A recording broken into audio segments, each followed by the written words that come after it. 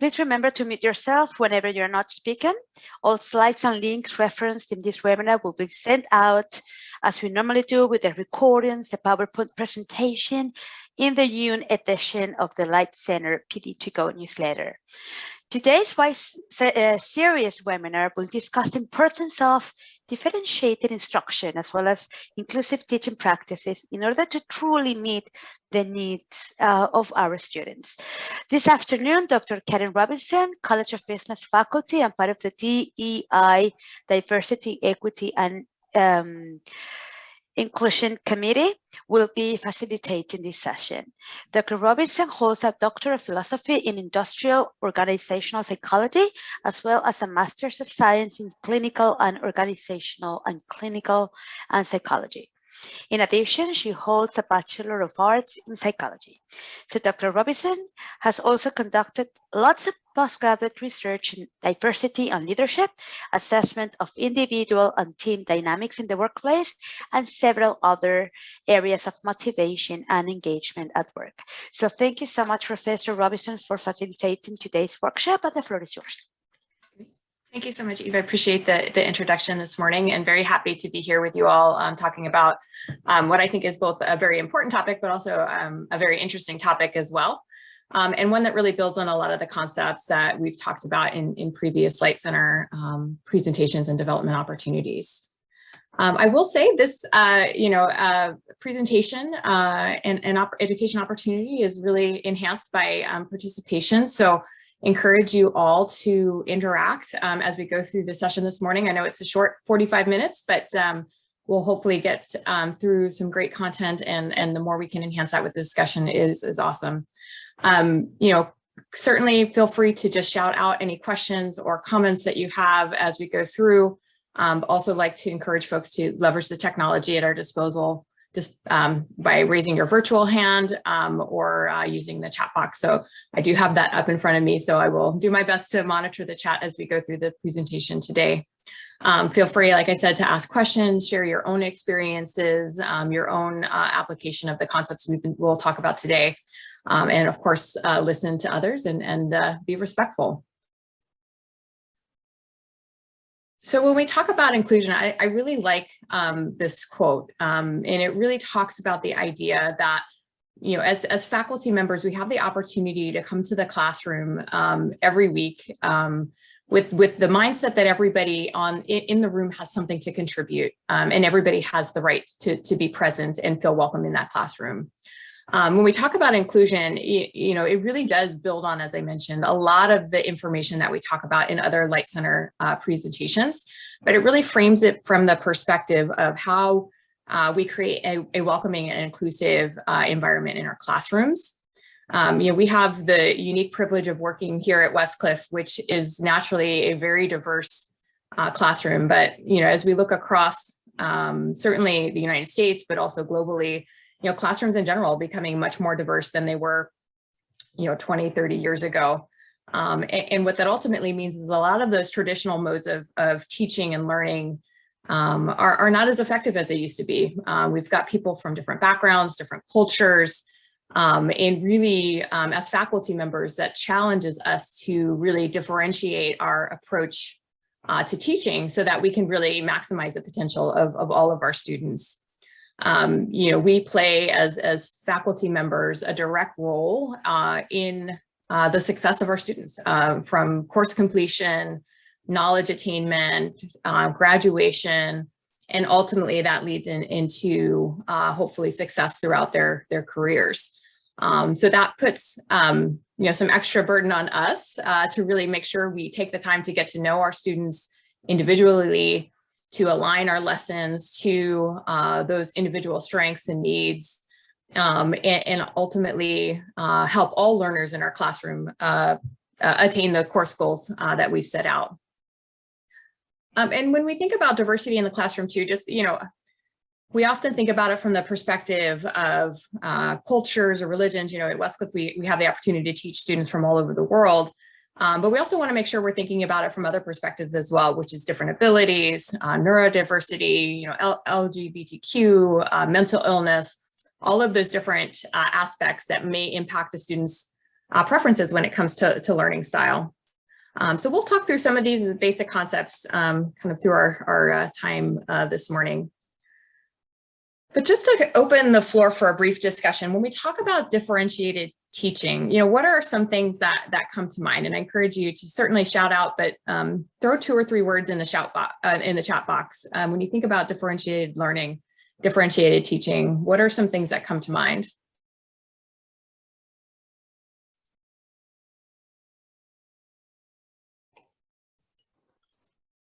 Level of understanding.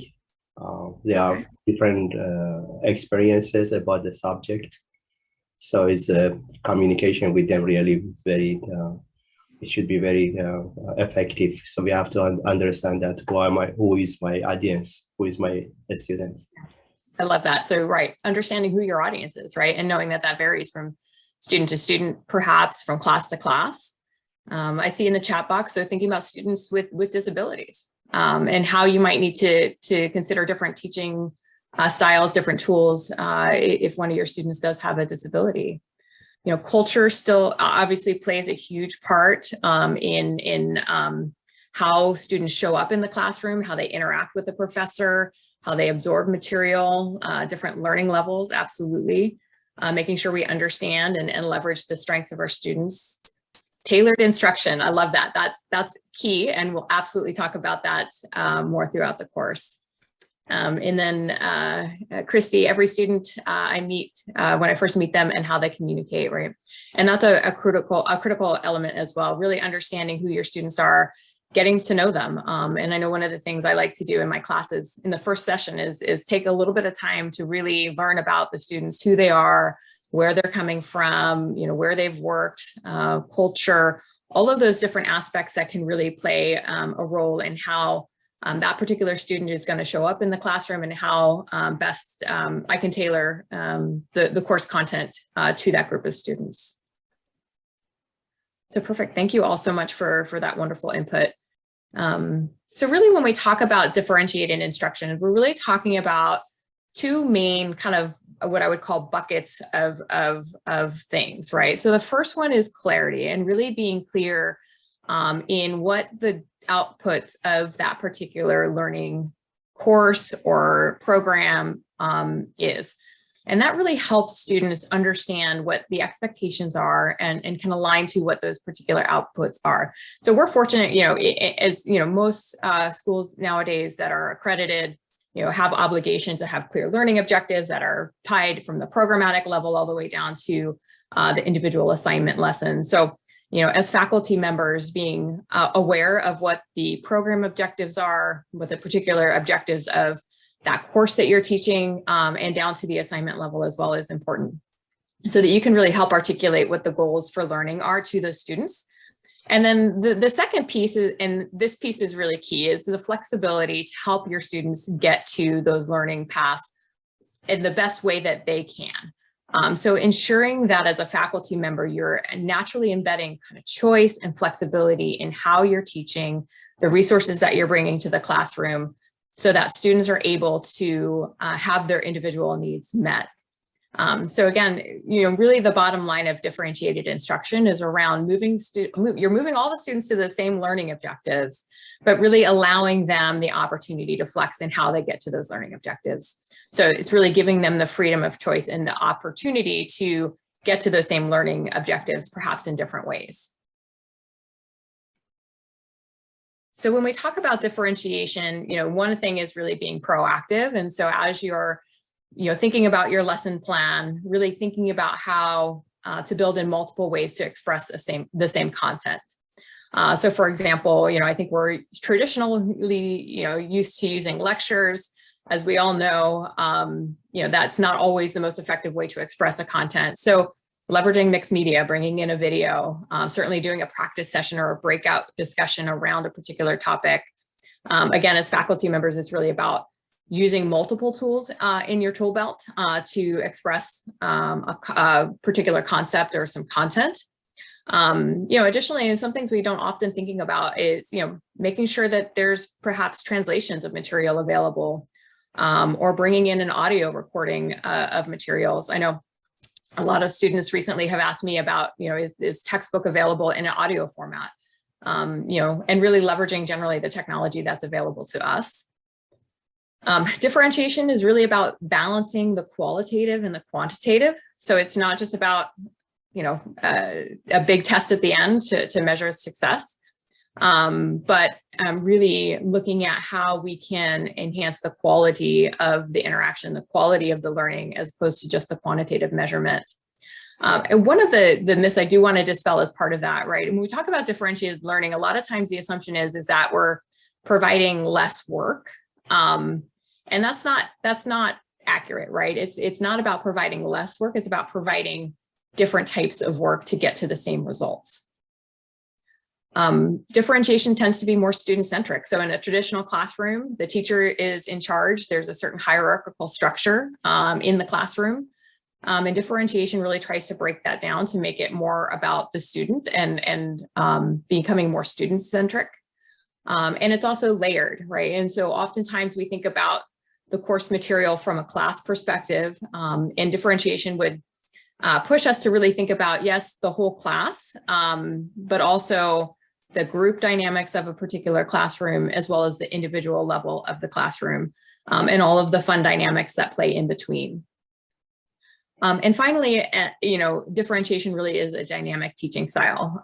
So it's really getting folks involved and being flexible and prepared in advance, but also being able to make real-time adjustments so that you engage and help students be successful. And from an inclusion perspective, differentiation in learning really helps us move from kind of this idea of equality, which is everyone gets the same, everyone gets equal access, everyone gets this, but it's the same thing, to having more of an equity mindset where we're focused on everyone getting what they need to be successful. And so diversity by definition means everybody needs something a little bit different. So providing multiple ways to learn a particular concept, students are better able to navigate the information and get to the same learning objectives. This obviously leads to, students having more confidence in their education and feel more empowered in the educational process. A differentiated classroom is more equitable because every student is given due consideration in terms of how that class is structured. So it's not just necessarily about what the teacher preferences are, teachers' preferred mode of communication, but rather what the students really need. And so by way of an example, if the teacher is primarily a visual learner, and so they just naturally tend to include more learning materials that are visual, any student that's not necessarily a visual learner may be at a disadvantage in the classroom.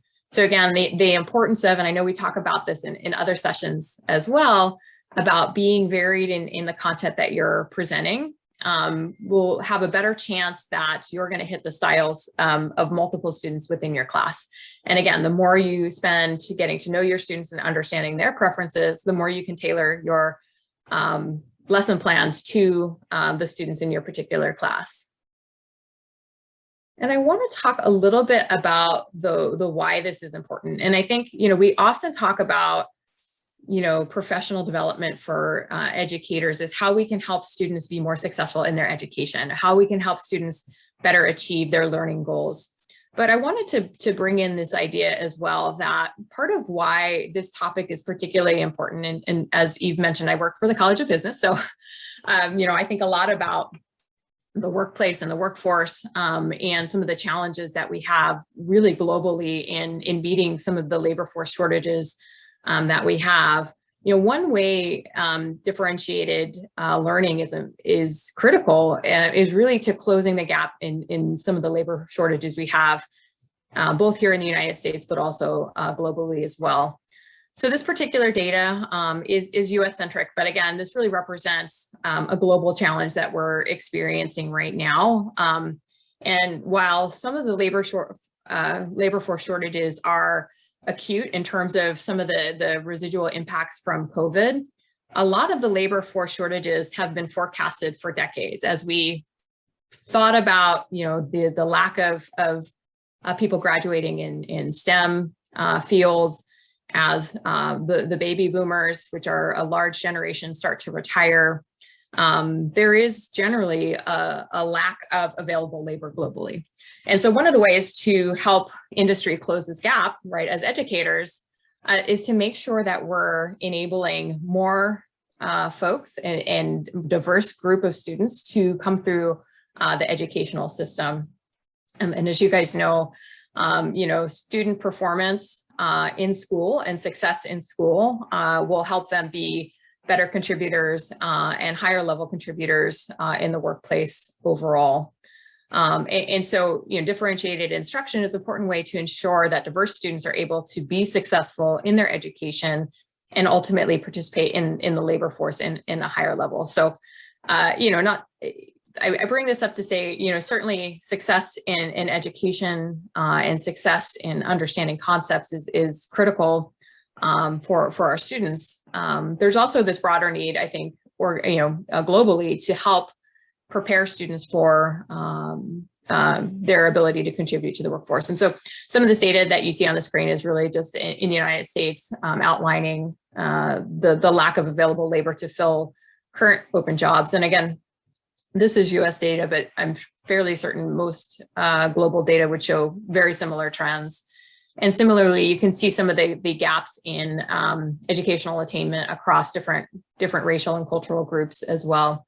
And so the more that we can do to help a diverse group of students be successful in education, we can help reduce some of these challenges that we're having from a labor force perspective.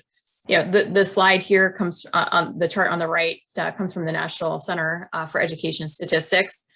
This shows some of the challenges in racial and cultural education attainment. Certainly you see similar trends when it comes to gender and race in particularly STEM education. But also, there's challenges when it comes to how, people from neurodiverse or have neurodiversity challenges as well, really navigate education and how they can be successful in education and ultimately contribute to the labor force as well.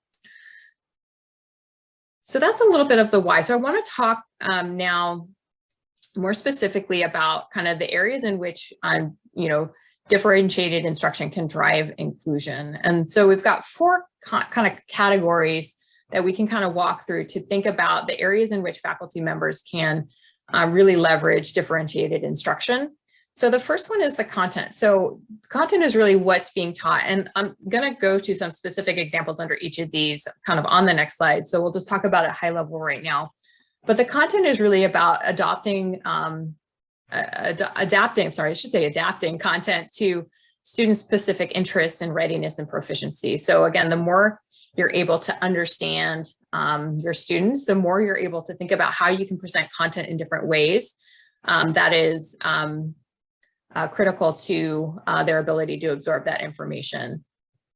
The second is really process.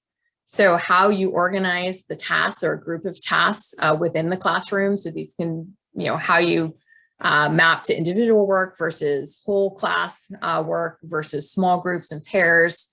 It's really the process of learning. And then the product, so the outputs of the students. So whether it's writing, presentations, creative, all of those different outputs of a particular course. And then ultimately the effect of that classroom. So are students feeling safe?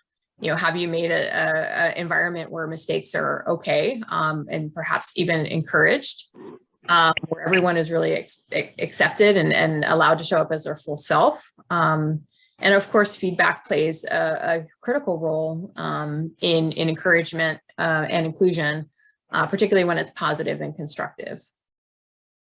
So I want to share some examples under each of these to really, I think, help illuminate what we really mean, right? So, and I know, there's another session that'll come up in a couple of weeks that's really going to focus more on the how-to of differentiated learning and really the application. But I thought, it's important to kind of showcase some examples to really illustrate the concept. And I think, one of the, from a content example, just to kind of connect the dots a little bit, when we think about somebody perhaps with a visual impairment, it's kind of a natural step to say we would adjust that content to maybe present some of the writing in Braille. So it's a similar kind of connection as you think about who the students are in your class, what particular needs they may have, and how, just like you might bring in interpretation in Braille for someone with a visual impairment, how can you adjust those content, or the content in your course to meet those individual needs of your students. So for example, under the content, we, have, at Westcliff, great learning objectives and goals. And so making sure you understand that curriculum mapping so that you can tailor the content to those learning objectives. Certainly learning by doing. So rather just reading about something, going out and doing something that helps you learn that can be a great way to adjust the content. Thinking about, if you are in person, how you've laid out that classroom and how that encourages discussion and interaction in the classroom. And then certainly thinking about interpretation. So whether that's Braille or different languages, or even perhaps audio versions of books can be a great way to present content. From a process perspective, really balancing out, and this is one I think a lot of our faculty just naturally do a lot of, is really thinking about how to organize work in different ways. So it's not just all about lecture and tests, but rather there's group projects, there's presentations, there's whole class discussions, small group discussions, breakouts. I think that's one of the things the faculty at Westcliff does particularly well. But then also thinking about, when you're doing a whole class discussion, similar to how we're doing today, there's some students that culturally just won't speak up in class. And so, with their participation grades being based on their ability to participate, making sure you have multiple channels for folks to provide that participation. So again, leveraging the chat box, having multiple ways where students can more formally maybe raise their hand so they feel more comfortable speaking, really leveraging those different forums and leveraging technology. And we're so blessed with all the technology that's available to us today to help make kind of that process of learning more interactive and more varied for students. Thinking about the product, and we obviously have some limitations when it comes to the product of our classrooms, because we do have prescribed, assignments and CLAs that we that come with our courses, but certainly where you have an opportunity, and I know there's some courses that have already built some of these things in, but rather than always having a written assignment, for example, that may, if someone's not a great writer, it can be a challenge for their, educational attainment, to think about how else they might be able to demonstrate that learning. For folks that are more visual, going ahead. Using visual representations of concepts. One of my favorite assignments is having folks create infographics, right? Or really do a visual display of that information that they've learned. So again, allowing people to express their knowledge attainment in different ways. Another thing that I always like to point out too is really the ability, sharing additional resources, sharing transcripts from Zoom meetings, all of those different things that again can enhance those learning experiences. And then the final category, which is really the effect, is really making sure that people feel, again, included and safe within the classroom. So, having a set of class rules around participation and guidance can make sure people feel safe in their participation, and understand that there's multiple channels and multiple ways to participate, to really focus on success experiences, which again, I like to think of those little quick wins that you can give students up front early in the class so that they feel like they're starting out on a positive note, or they're starting out from a place of success, so that when it does get hard, and it will, right? Because they're learning new things, and that the process of learning isn't always easy, but they have that quick win foundation to build off of, and they have that a little bit of confidence building at the front end. And then of course, making sure that we do provide robust feedback that again is positive and constructive, but also one that ties back to the learning objectives and ties back to the rubrics that were provided, so that students make that connection to that, again, the clarity of learning and the clarity of what the required outcomes are. So any other thoughts from those on the call in terms of other examples that maybe you've applied in one of these categories to help promote differentiated learning in your classroom?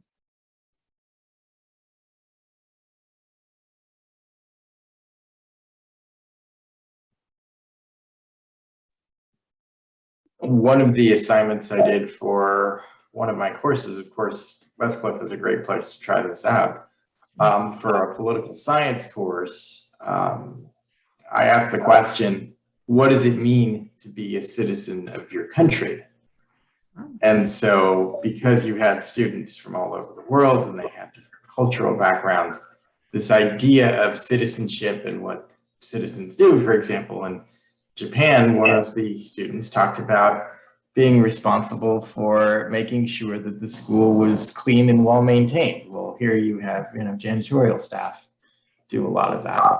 So just to give every student sort of a window on what another student is thinking and doing as they're going through these assignments was good to see, and it made for a much more closely bonded class later on in the sessions, even though they were, online, and some of them I don't think had met in person. So that was nice to see. Yeah, that's fantastic. And I love that you were able to incorporate learning about the student as part of one of the actual assignments in the classroom. And I think to your, we haven't talked about it today so much, but really what it does to really bring the class together as well, right? In terms of their relatedness and ability to kind of connect with one another. So great example. I have another comment in the chat that says, relatively new to Westcliff, but having a story of the week where students are able to bring in topics that touch on the subject, maybe not directly related to class, but allow students to relate to them and creates great interaction. Yeah, that's a wonderful example, as well as really having students bringing their own content or content that kind of appeals to them for some reason or another, that they're able to bring in and share and maybe relate to some of the topics in the class, but maybe also just to promote interaction and discussion. Yeah, great example.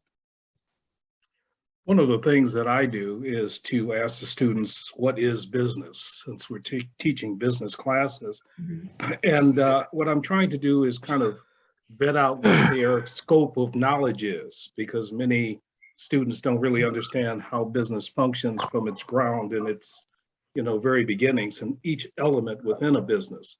So I try and begin a discussion about what business is. It's not just going to work every day. It has different layers, different textures, different businesses. So one of the things I try and open is a discussion in what business really is. Yeah, and I'm sure that's a fascinating discussion too, particularly with students from all over the world in terms of what business means to them based on kind of their culture and background. So yeah, great suggestion. We have also to encourage them to be different themselves, to challenge the process, mm-hmm. and integrate all their professional experiences to the classroom discussion. If they are international students, they have different views, but they keep it to themselves. So we have to encourage them to get involved more, to share their views and perspectives. Yeah, absolutely. And I think that's a great example too, where, certainly different cultures don't necessarily encourage students to challenge their professor, right, in terms of what's being presented or different points of view. So absolutely, the more we can do to make that a safe environment to bring those ideas forward and bring those, challenges, which aren't necessarily even challenges to some degree. A lot of times it's just different perspectives or different experiences that they're bringing to the table. I think, Peter, you also bring up a really great point that a lot of most of our students are working, right? And they have professional experience. So they have that applied knowledge as well that they can bring in and really does enhance the learning process. Yeah, that's true. But also we also teach them that truth should be challenged in order to be accepted. So we have to look at it also from multiple perspectives to accept some truth. Yeah, absolutely. Absolutely. Great. So I'm going to move us forward and really the last piece of what we're going to cover this morning, we're going to do a bit of a breakout group, because one of the, the realities of differentiated learning is that it's not always easy, right? And there's a number of challenges that we face as faculty members around differentiated learning, right? And so certainly time of just, there's only so many hours in the day. We only have so many hours to prepare for class and to teach a class. And we were just joking before the session this morning, to even have 45 minutes to talk about this topic is a challenge, right? And that's, so time is always a huge issue. Certainly the volume of content, we get 8 weeks. There's a lot of content to cover. And so having multiple ways to present content can be challenging when you have a lot of material to cover, and forces us at some points to make choices about what we present and talk about and what we're not able to cover. Certainly large class sizes, not a huge challenge at Westcliff. We tend to have manageable classes, but, I've taught other places where, there's 55 students in a class, and getting to know everybody in that class is almost impossible. And then the last piece is creativity, right? And really having, faculty leverage their own skills. We're all good at different things. Some of us are super creative, some of us are super analytical, but differentiated learning does require a little bit more kind of creativity and thinking and so forth. And that can be a challenge in and of itself. So I'm going to put you guys into 4 breakout groups. One group will stay in the main room. And I really want you to discuss kind of amongst yourselves, are these challenges, do they resonate with you? What other challenges do you foresee with trying to incorporate a differentiated learning within your classroom? And I'll give you about 5 minutes in the breakout group with your team. And I'm going to ask you to be prepared to kind of report back and what you talked about, and just give a high level summary so that we all can learn from the different discussion groups. So in just a second, I'm going to send you all off to your breakout rooms. But before I do, is there any questions that you have on the breakout group before I send you off?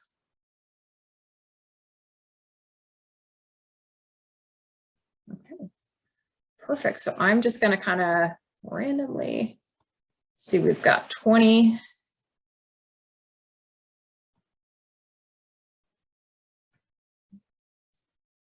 It's going to send about 5 people to each group. Hopefully this works. So this is my first time doing breakout groups where I leave folks in the main room. So if I mess it up, I hope you all will be very forgiving, as I'm sure you will be.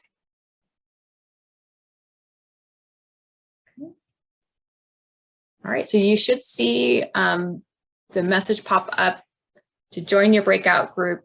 Some of you will be staying in the main room with myself. Go ahead and join, and we'll come back in about 5 minutes.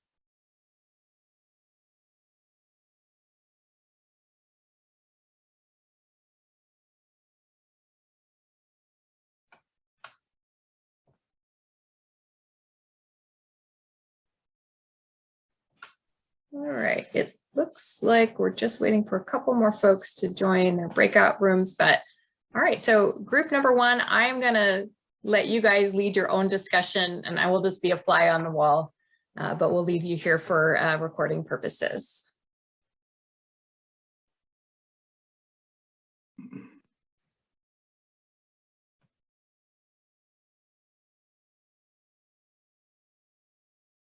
So we're to discuss the challenges to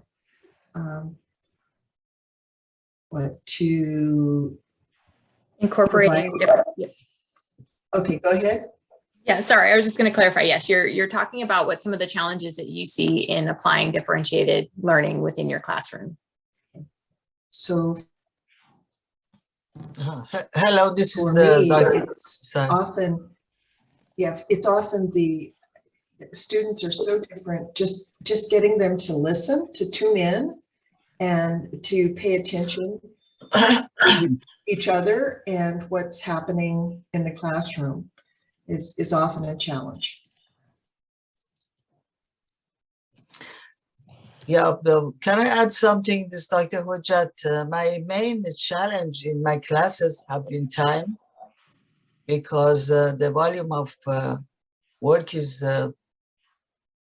too much, and I am usually in shortage of time. So what can we do about that? I mean, I have to cut, or I have to select what I'm talking about, but is there any other solution?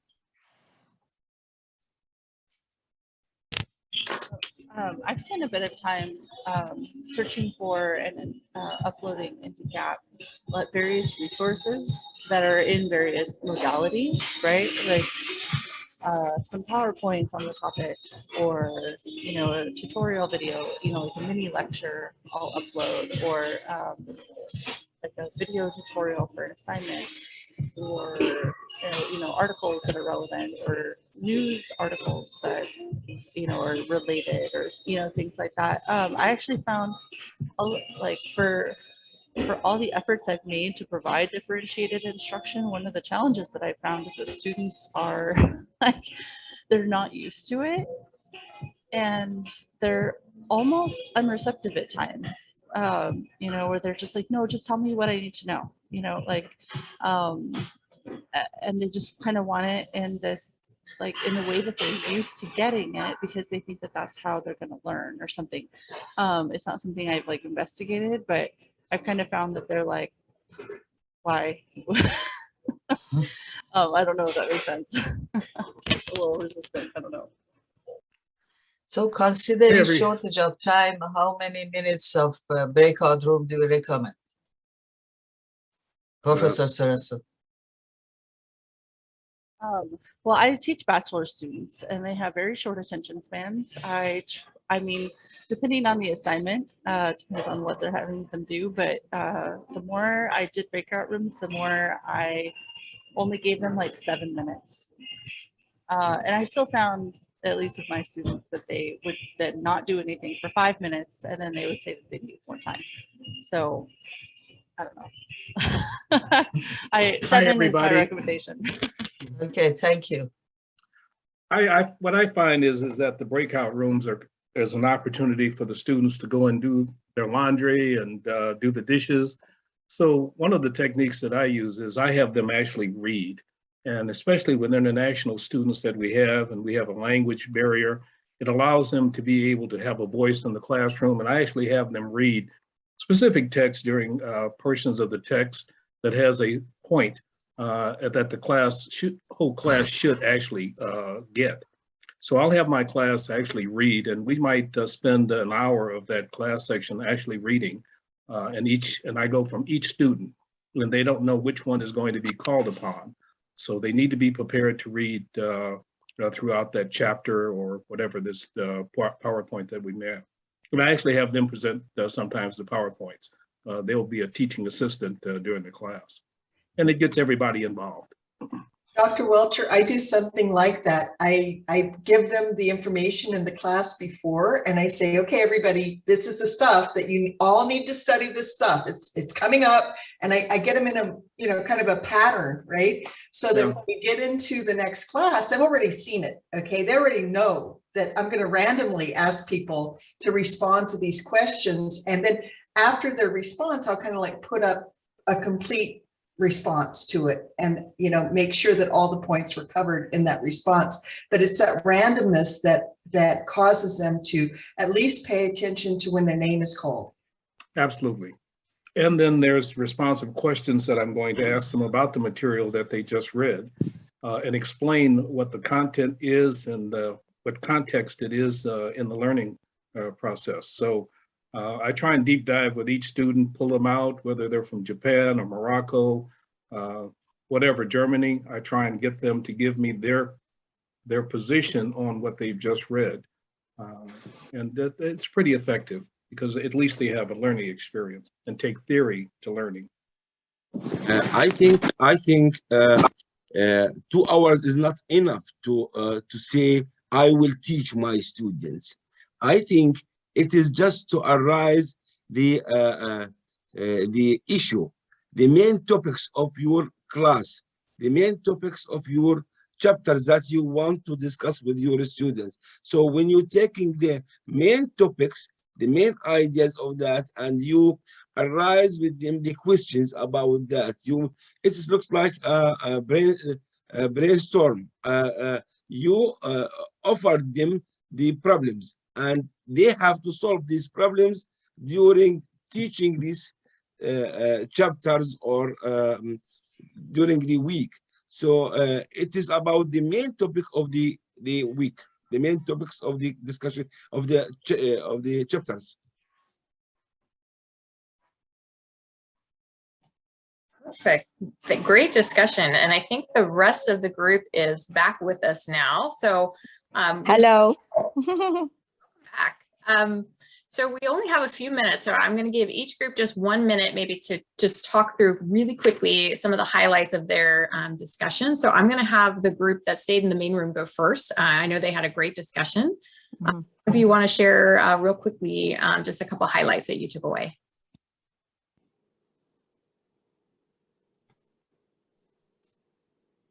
Okay, so probably just the lack of time, different ways to engage, being able to, kind of like randomly pull in students to keep their attention and then ask them to explain, what they've just read or learned.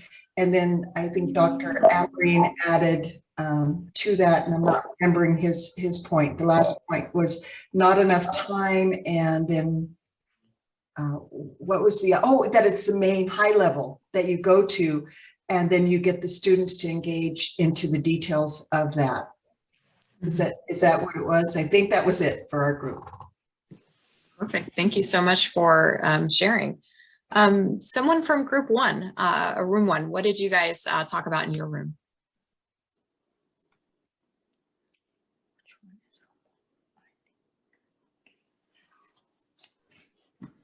I did not write down names, so I can't call on you, but do you remember if you were in group one?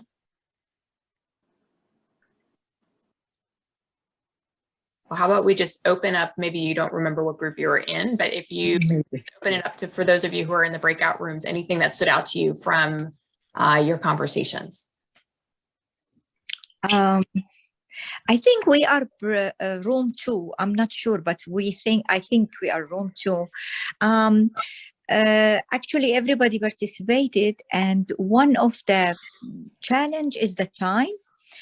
Time is not how to teach, but time to dedicate to each student, or give them enough time to feel a safe space. So as you know, everybody coming from different culture, different background, or pre-package, as one of the instructor described it, or professors. I think this is it for us. And also one of the professor, I think Kristen, she shared sometimes they have different condition, and dealing with different conditions is like a little bit challenge. Like they're coming, and she described it, give example, not about Westcliff. She teach in different institute or high school, and she said just giving the time to different student or student with special condition, it's a challenge a little bit, or it need more time, like a dedication. Yeah, great comments. We were in room 3, and we all described pretty much it was time and creativity, the giving the proper amount of time to the subject matter that students really need to be discussed in class, and then the creativity of differentiating it to each student based upon what they need out of it. Yeah. Pretty much everybody is almost the same challenge to everybody. Yeah, I think it sounds pretty universal that yes. Time is also a problem in project management. It's always the time. Yes.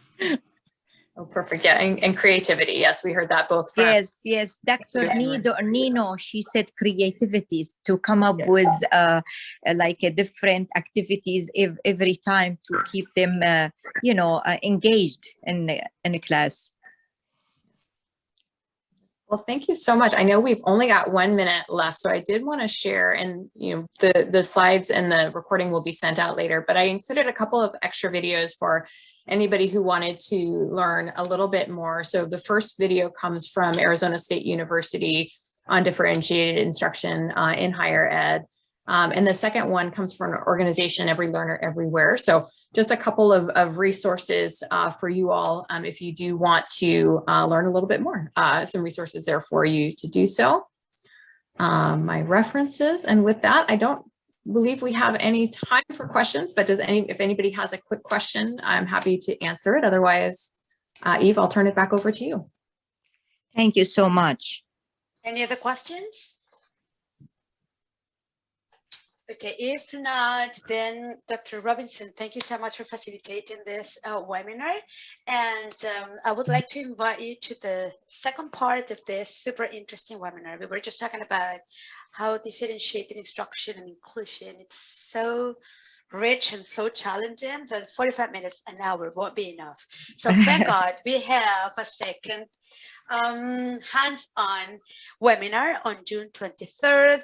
We'll also offer 2 sessions, one in the morning and one in the afternoon, and it will be facilitated by Dr. Mary Broden.